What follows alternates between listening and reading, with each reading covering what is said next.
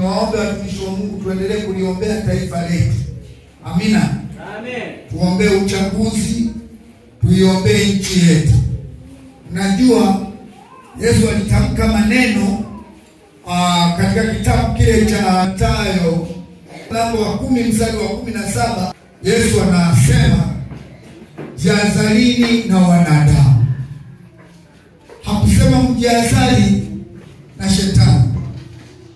Lakini mlango wa 16 wa Injili ya Yohana anasema hivi, ulimwenguni mnayo dhiki,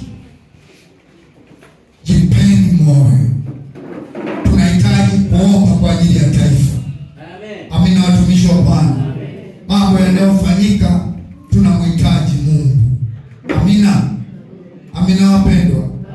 Sasa Injili ya Yohana mlango wa 1 mstari wa 1 mpaka wa 5. Biblia inasema, hapo mwanzo kulikuwa na neno, na neno alikuwako kwa Mungu, na neno alikuwa Mungu. Huyo mwanzo alikuwako kwa Mungu. Vyote vilifanyika kwa huyo, wala pasipo yeye hakikufanyika chochote kilichofanyika.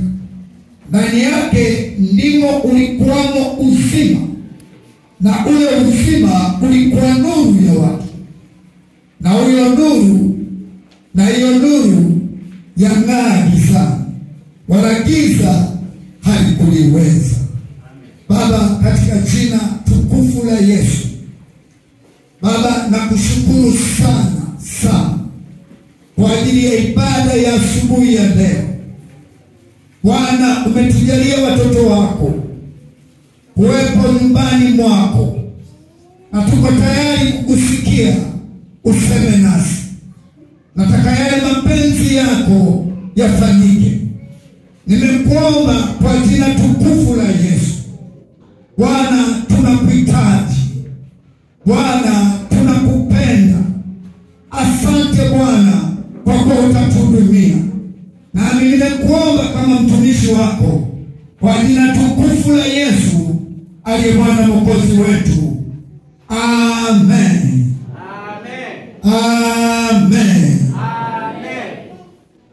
Yohana anaanza injili yake kwa kumwita Yesu neno, Kigiriki logos, kwa kutumia wazifa huo wa Kristo. Yohana kama neno binafsi la Mungu, na kumuonyesha kwamba katika siku hizi za mwisho Mungu amesema nasi katika mwana wake. Kisoma Waebrania ule mlango wa 1 mstari wa 2 na wa 3. Maandiko yanatangaza kuwa Yesu Kristo ni aina ya hekima ya Mungu. Maandiko yanatangaza kuwa Yesu Kristo ni aina ya hekima ya Mungu. Wakorintho wa 1 mlango wa 1 mstari wa 30, na Waefeso 3 mstari wa 10 na wa 11, na Wakolosai 2 mstari wa 2 mpaka wa 3. Na ufunuo mkamilifu wa asili ya nafsi ya Mungu. Na ufunuo mkamilifu wa asili na nafsi ya Mungu. Waraka Injili ya Yohana mlango wa 1 mstari wa 3 na wa 5, na maandiko tunayasoma, lakini ukiruka ule mstari wa 14, mstari wa 18 na Kolosai 2:9. Maneno ya mtu hufunua moyo wake na mawazo ya Mungu. Maneno ya mtu hufunua moyo wake na mawazo ya Mungu. Injili ya Yohana 14:9. Unajua maneno yanaweza kumtambulisha mtu alivyo. Utamjua mtu. Unajua mtu akinyamaza kimya hasemi chochote, hata kama ni mpumbavu unaweza kumwona wapi sana. Lakini wakati anavyoongea ndivyo unavyoweza kumjua. Sasa uungu wa Bwana wetu Yesu Kristo, uhusiano wa neno na Baba. Pointi mbili nataka tusiangalie. Pointi ya kwanza, Kristo alikuwa pamoja na Mungu kabla ya kuumbwa ulimwengu. Amen. Kwa nini ninazungumza uungu wa Bwana Yesu? Kristo alikuwepo kabla ya ulimwengu haujaumbwa. Anasema wala hakikufanyika chochote bila yeye. Leo nataka kudhibitisha kwamba Yesu ni Mungu. Nataka kudhibitisha kuambia ulimwengu Yesu ni Mungu. Nataka kuzungumza uungu wa Yesu. Acha watu wasage meno. Acha watu wagome. Acha dunia ikatae. Natangaza asubuhi ya leo, Yesu ni Mungu. Yesu ni Mungu. Yesu ni Mungu. Hakikufanyika chochote bila yeye. Bila yeye. Bila yeye. Haleluya. Uhusiano wa neno na Baba. Kristo alikuwepo pamoja na Mungu kabla ya kuumbwa ulimwengu. Wakolosai mlango wa kwanza ule mstari wa 15, Biblia inasema naye ni mfano wa Mungu asiyeonekana, mzaliwa wa kwanza wa viumbe vyote. Jina la Bwana libarikiwe. Jina la Bwana libarikiwe. Pointi ya pili, Kristo alikuwa Mungu. Neno alikuwa kwa Mungu akiwa na asili ile ile ya Baba yake.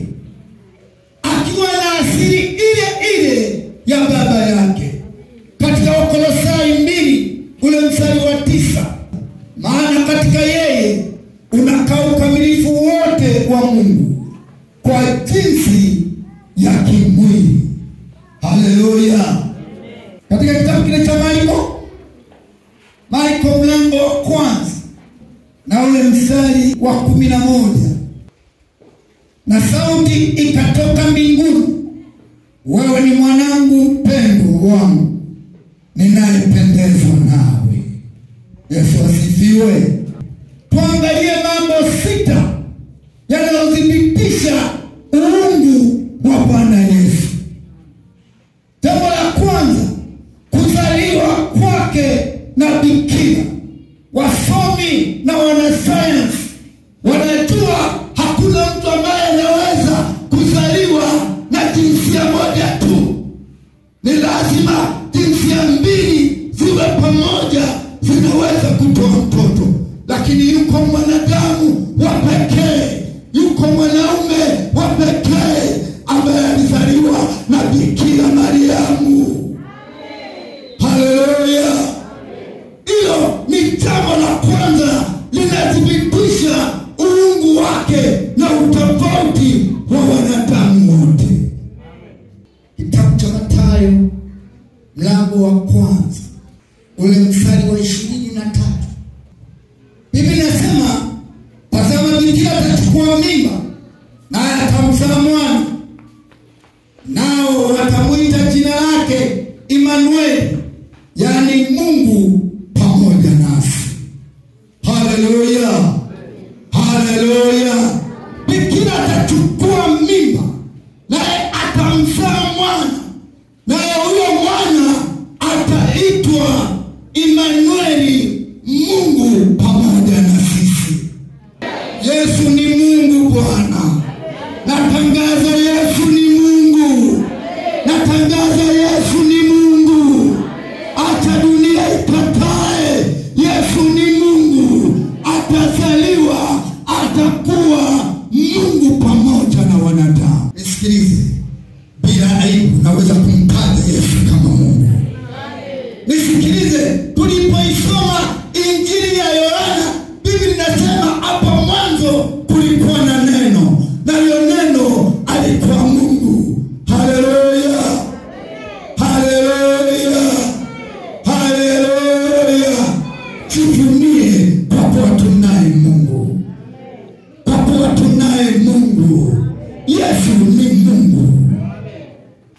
kuna watu wanazungumza kwa ajili ya kuwafurahisha. Wanasema Mungu hazai. Kwa Mungu ni tasa. Mungu hazai wala haoi. Nisikilize, Mungu ukimpima kwa viwango vya wanadamu, fahamu Mungu yuko juu sana. Aliyezifanya mbingu na nchi. Aweza kufanya chochote na kikatokea. Kwa yeye ni Mungu. Kwa yeye ni Mungu. Kwa yeye ni Mungu. Ili awe Mungu lazima fanye vitu vya ajabu. Lazima tende maajabu. Kama Mungu ana mipaka ya wanadamu, huyo sio Mungu. Huyo sio Mungu. Lazima afanye vitu ambavyo haviwezi kufanywa na wanadamu. Injili ya Luka ule mstari wa 31. Biblia inasema, tazama utachukua mimba, utazaa mtoto mwanaume, na jina lake utamuita Yesu. Amen. Mstari wa 32 anasema, huyo atakuwa mkuu, ataitwa mwana wa aliye juu, na Bwana Mungu atampa kiti cha enzi cha Daudi baba yake. Kitu kinavyothibitisha uungu wa Yesu, maisha yake bila dhambi. Maisha yake bila dhambi. Alizaliwa duniani kwenye dunia yenye majaribu, kwenye madunia yenye maanguko ya dhambi, lakini kuthibitisha kwamba ni Mungu, yeye hakufanya dhambi. Maisha yake bila dhambi. Na mhubiri Yesu, nisikilize, kumfananisha Yesu na mitume na manabii ni roho ya uasi, ni roho ya shetani. Yeye ni Mungu. Yeye ni Mungu. Yeye ni Mungu. Katika kitabu kile cha Waebrania ule mlango wa 7 ule mstari wa 26, maana ilitupata sisi tuwe na kuhani mkuu wa namna hii, aliye mtakatifu, asiyekuwa na uovu, asiyekuwa na mawaa, asiyekuwa na waa lolote, aliyetengwa na wakosaji, aliyekuwa juu kuliko mbingu, ambaye hana haja ya kila siku mfano wa wale makuhani wakuu wengine, kwanza kutoa dhabihu kwa ajili ya dhambi zake mwenyewe, kisha kwa ajili ya dhambi za hao watu. Maana yeye alifanya hivi mara moja alipojitoa nafsi yake. Maana torati yaweka wanadamu walio wanyonge kwa kuwa makuhani wakuu, bali hilo neno la kiapo kilichokuja baada ya torati, ameweka mwana aliye kamilika hata milele. Nisikilize, Biblia, torati iliweka makuhani ambao walikuwa wanatoa dhabihu kwa ajili yao wenyewe na kwa ajili ya watu, lakini huyu aliyekamili, asiyekuwa na dhambi, atokaye juu, aliitoa dhambi yake, aliitoa dhabihu yake kwa sadaka ya milele idumuyo. Haleluya. Haleluya. Haleluya. Sadaka kamilifu. Anayetoa alikuwa mkamilifu. Alikuwa mkamilifu. Hakulisi dhambi ya Adamu. Hicho kinadhibitisha uungu wake. Mmoja tu asiye na dhambi ni Yesu. Sasa tunapotaja mitume na manabii alafu nachanganya na Yesu, afanya dhambi ya jinai, afanya kosa. Pointi ya tatu, kazi yake ya malipizi msalaba, alilipa na damu yake, kwa kuwa ilikuwa takatifu, ilikuwa na haki ya kulipa dhambi zetu, ilikuwa na haki ya kulipa dhambi zangu. Yesu amelipa dhambi zangu, Yesu amelipa dhambi zako, Yesu amelipa laana yako. Nisikilize, kwa kuwa Yesu alilipa msalabani, nataka nikwambie wewe una laana tena, una laana tena. Hata watamke mabaya juu yako hayatakupata, kwa kuwa wewe Yesu amelipa, Yesu amelipa. Nisikilize, alilipa. Nasema alilipa, nasema Yesu alilipa, nasema Yesu alilipa. Hakuna atakayeondoka na laana, hakuna atakayeondoka na laana. Sisi hatulipi ukoo wa baba zetu, ni ukoo wa Yesu, ni ukoo wa Yesu. Nasema wewe ni ukoo wa Yesu. Yesu amelipa, Yesu amelipa, Yesu amelipa. Damu yake ilitosha kulipa, maana ilikuwa kamilifu, maana ilikuwa takatifu, maana ilikuwa kamilifu, maana ilikuwa takatifu. Ilitosha kulipa laana yako, ilitosha kulipa dhambi zako. Nisikilize, Yesu amelipa. Unaogopa laana, Yesu amelipa. Wala hutaki kutoa sadaka yoyote, sadaka ilitolewa ya Yesu.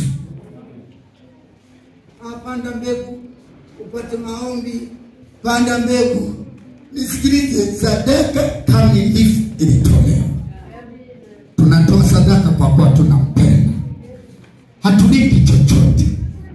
Hebu mwambie mwenzako, hatulipi chochote.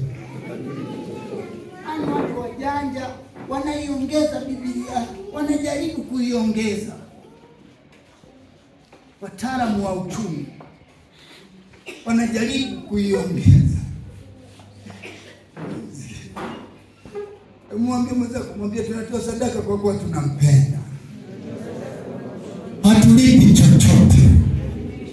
Alishalipa, alishalipa. Sisi tunatoa kwa kuwa tunampenda, tunataka ushirika na Mungu, lakini hatulipi. Alishalipa. Wakorintho wa kwanza mlango wa 15 na ule mstari wa 3. Kumbuka ninazungumza kudhibitisha uungu wa Yesu. 15 na ule mstari wa 3. Biblia inasema hivi: kwa maana nalitolewa ninyi hapo mwanzo yale niliyoyapokea mimi mwenyewe, na ya kuwa Kristo alikufa kwa ajili ya dhambi zetu, kama yanenavyo maandiko. Kristo alikufa kwa ajili ya dhambi zetu, alikufa kwa ajili ya laana zangu, alikufa alikomboa. Nimekombolewa kikamilifu, hakuna mwingine wa kunikomboa. Anayenikomboa ni Kristo, na damu yake ilitosha msalabani. Nisikilize, Yesu alitukomboa. Wakorintho wa pili mlango wa 5 mstari wa 21. Yeye asiyejua dhambi alifanywa kuwa dhambi kwa ajili yetu, ili sisi tupate kuwa haki ya Mungu katika yeye, katika yeye. Hebu mwambie mwenzako, sadaka zako hazikukomboi wewe, ila unanenepesha watu, unalisha watu. Na hivi hapa naongea, kuna mtu ana mtume wake yuko Dar es Salaam, yuko Arusha, akitoka hapa anaenda kutuma. Nisikilize, Kristo alijitoa mwenyewe kwa ajili ya dhambi zetu ili atukomboe. Sisi tumekombolewa. Tembea kama uliyekombolewa. Tembea kama uliyekombolewa. Unajua, ngoja nikwambie, barabarani ukiendesha gari, ukikutana na maaskari, wakikupa faini ya 30,000, wanakupa risiti lile kosa. Nikikutana na maaskari wa Arusha, mtaambia ili limelipiwa. Unalipa tena kileo. Ukikamatwa hapo kifika Rombo, unalipa tena. Ili kosa limelipiwa. Natangaza, Yesu amekukomboa. Yesu amekulipia. Yesu amekulipia. Nasema amelipa. Na ndicho kinadhibitisha uungu wa Yesu. Yesu ni Mungu, ametukomboa. Amelipa dhambi zetu. Sikilize, alilipa yote Bwana. Alilipa yote. Alilipa kwa watoto watakaozaliwa. Alilipa kwa miaka inayokuja. Damu yake kamilifu ililipa mara moja. Jina la Bwana libarikiwe. Nasema na watu waliokombolewa. Nasema na watu waliokombolewa. Acha kuishi kwa hofu. Acha kuishi kwa hofu. Yesu alisema, jihadharini na wanadamu. Tunaomba tushinde majaribu. Tunaomba tushinde majaribu. Na tunashinda kwa kuwa yeye ameshinda. Duniani mnayoziki, ulimwenguni mnayoziki, jipeni moyo. Nataka niwaambie, maisha ya furaha ni ndogo sana hapa dunia. Furaha iko mbinguni. Amen. Kwenye utimilifu wa furaha ni mbinguni. Kule hakuna wanaochukiana. Hakuna wanaopoteza. Yesu ni mwanaume Bwana. Haleluya. Yesu ni mwanaume Bwana. Aliweka wazi mambo. Aliweka wazi mambo. Jambo la 4, miujiza yake. Kinachothibitisha miujiza yake. Kisoma Marko ule mlango wa 5. Biblia inasema jamaa mmoja, haiko kwenye somo langu hiyo. Jamaa mmoja alikuwa na kama kaburini. Walimfunga, hawakumweza. Lakini alikutana na mtenda miujiza. Haleluya. Miujiza yake sio feki. Miujiza yake haihitaji chumvi. Miujiza yake haihitaji kupuliza. Miujiza yake haihitaji mafuta. Miujiza yake ya kweli. Miujiza yake ya kweli. Alikutana naye. Alikutana naye. Alikutana naye. Ukikutana na Mungu lazima uwe salama. Bila kunywa mafuta wala kupakwa oili. Bila kunywa maji. Bila kunywa furuta. Yesu asifiwe. Aisema ulimwenguni jipeni moyo. Kile kwenye gari umeweka nini? Unapata kupuliza. Nako haka. Wengine wanaenda mpaka Nigeria. Mbinguni mtafika, lakini mtakuwa mmeteseka sana. Kufika mbinguni mtafika, lakini mtakuwa mmeteseka sana. Alitukomboa. Miujiza yake. Miujiza yake. Mwingine hata kama naombea mtu mpaka msukume anguke, ili wazione nguvu za Mungu. Mungu anaponya kwa njia moja mpaka watu wapasue vichwa ndio wapone. Anakutana na mtu amelala miaka 30. Anamwambia jitwike godoro. Miujiza yake sio feki. Jitwike godoro. Mtu amelala miaka yote hiyo, lakini kwa uwezo alionao, kwa neno lake anasema jitwike godoro, simama. Haleluya. Haleluya. Nasema mnaombeka na miujiza. Na kwa kama mganga wa kienyeji, na unakwenda kuzungusha chumvi. Majirani wakikuona unapozungusha chumvi sasa anaomba. Nisikilize Bwana. Aweza kuniponya bila chochote. Aweza kuniponya bila chumvi. Aweza kuniponya bila mafuta. Kwa kuwa yeye miujiza yake sio feki. Miujiza hii ya wanadamu inataka uongeze na kitu.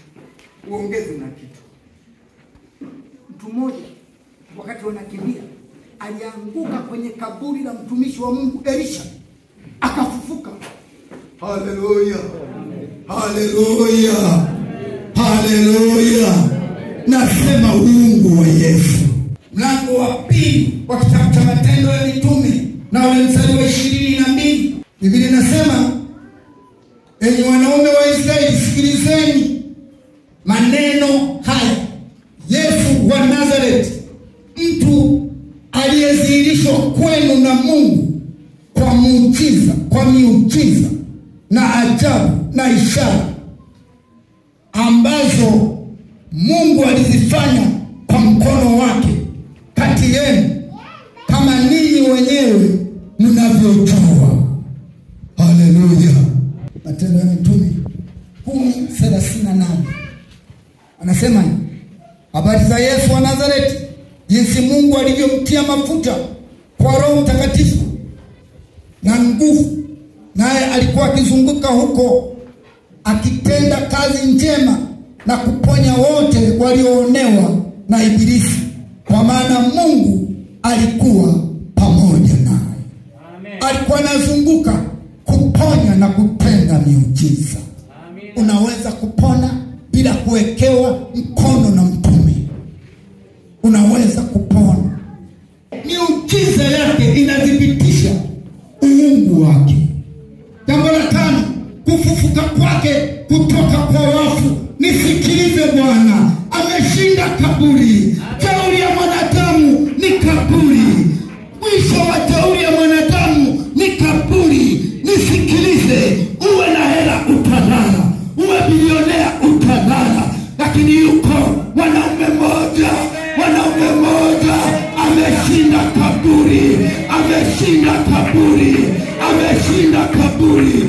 Huyo inadhibitisha uungu wake, inadhibitisha uungu wake, inadhibitisha uungu wake. Alishinda kaburi, alitoka kaburi. Kaburi lilishindwa kumshikilia, kaburi lilishindwa kumshikilia. Inadhibitisha uungu wake. Mitume wote tangu Adam bado wako kaburini, bado wako kaburini, mpaka Musa bado wako kaburini, wakisubiri parapanda italia, na waliolala kutoka kwenye makaburi watainuka. Na anayewatoa makaburi ni huyu aliyeshinda kifo. Ni huyu aliyeshinda kifo. Wakorintho wa kwanza 15 mstari wa 4. Naye kwa kuwa alizipo na ya kuwa alifuka siku ya 3 kama yanenavyo maandiko. Hata wiki ya kukaa. Hata wiki ya kukaa. Nisikilize, kujivunie ule naye. Hata wiki. Hata wiki. Lakini nisikilize, sio tu kufufuka kwake, alifufua Lazaro kutoka kwa wafu.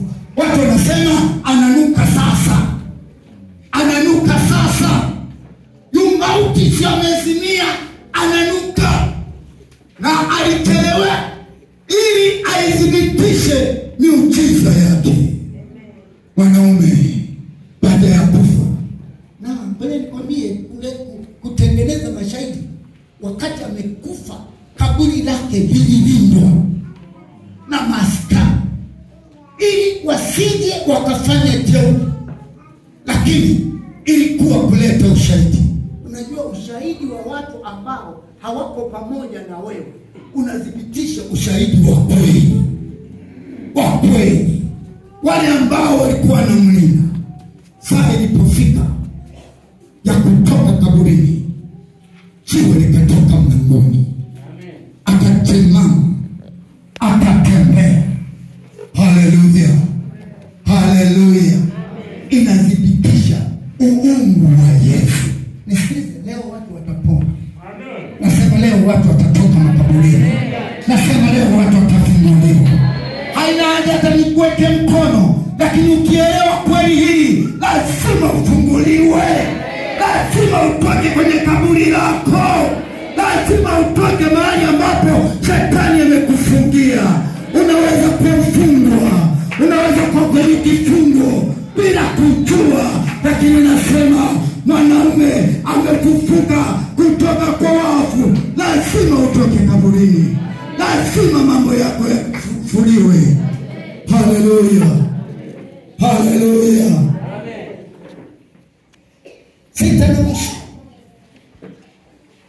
Sita na mwisho, kutukuzwa kwake mkono wa kuume wa Mungu. Unajua anakaa na Baba mbinguni. Amen. Kutukuzwa kwake. Mwanzoni alikuwa wapi? Bwana. Jamani, tumesoma Injili ya Yohana. Alikuwa wapi mwanzoni? Alikuwepo kabla ulimwengu uliofanya nini? Amekufa, amefufuka, anaenda kukaa kwenye mkono wa Baba yake, mahali pake. Haleluya. Kwenye ofisi yake. Matendo 1:9. Akisha kusema haya, walipokuwa wakitazama, akainuliwa wingu likampokea kutoka machoni pao. Haleluya, amen, haleluya, amina. Unajua alipaa hadharani, alikuwa anahutubia, akapaa hadharani, hakupotea. Yesu hakutekwa, alipaa hadharani. Mstari wa 11, wakasema, enyi watu wa Galilaya, mbona mmesimama mkitazama mbinguni? Huyo Yesu aliyechukuliwa kutoka kwenu kwenda juu mbinguni atakuja jinsi hivyo mlivyomwona akienda zake mbinguni. Sema Ufunuo mlango ule wa kwanza mstari wa 7 nasema, natazama yuaja na mawingu na kila jicho litamwona. Haleluya. Malaika wanasema 2:23 anasema hivi, mtu huyo alipotolewa kwa shauri la Mungu lililokusudiwa na kujua kwake tangu zamani, ninyi mkamsulubisha kwa mikono ya watu wabaya, mkamuua. Wafilipi 2:9. Kwa hiyo tena Mungu alimwadhimisha mno, akamkirimia jina lile lipitalo kila jina. Amen. Ili kwa jina la Yesu kila goti lipigwe, na vitu vya mbinguni na vya duniani na vya chini ya nchi, na kila ulimi ukiri Yesu Kristo ni Bwana, kwa utukufu wa Mungu Baba. Amen. Maandiko haya yameandikwa kwa herufi kubwa kwenye Biblia yangu. Waebrania 1 ule mstari wa 3.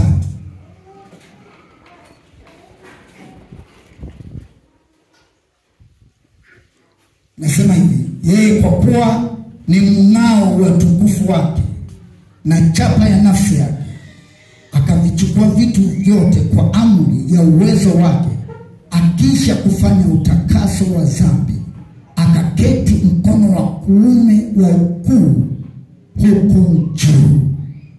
Haleluya, haleluya, haleluya. Nimehubiri uungu wa Bwana Yesu. Unaweza kusimama kwa ujasiri. Naomba tusimame.